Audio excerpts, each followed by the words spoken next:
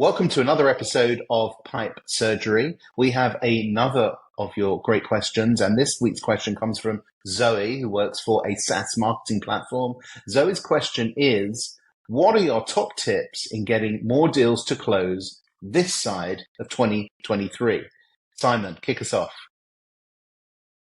Great question. So I'd say the first thing is to create some sort of incentive program. And there's two ways to do that. The first one is to say you can give a discount contingent on the deal being signed between now and the end of 2023. So much so that I would even write it in the contract as well. If it's signed before 31st of December, or actually usually before, by the 20th of December, then it will be at this price. That the price from beginning of 2024 will be this level. So when they present it to their finance team, they can see starkly it's either going to cost them less now or more in 2024.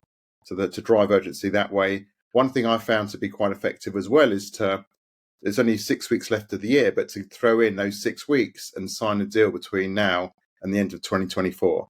So to say that it's usually a 12-month contract, but if you sign now the 15th of November, you're going to get the rest of 2023 and all of 2024. Worked very, very well for me in a few situations using that exact type of language. So that's the first thing, incentive-based as well. And the second area I'll concentrate on is the opportunity cost of not moving forward now, and particularly before the end of the year. So if you've got a product where you can show a demonstrable ROI, saying if you don't sign this, it's costing you $5,000 a month, then you really need to spell out that cost of inaction in an activity and trying to break them out of the status quo of not going forward right now. Two great tips. I think the ones that I would add, I would actually go even further on your one around dates and actually move the end of quarter date entirely, even internally within the team, to December the 15th. We all know that little period afterwards is an absolute nightmare and slippery to actually get contacts on the phone, get them to commit. Someone's off on holiday already. Oh, the CFO's gone and you won't be able to sign it till January. So actually move the date 2 weeks up. It's not only a mindset shift for you internally, but also it encourages the prospect to think that is my date. I think the other thing that always worked well for me, and it's a little bit more personal, is just make it personal about your own commissions.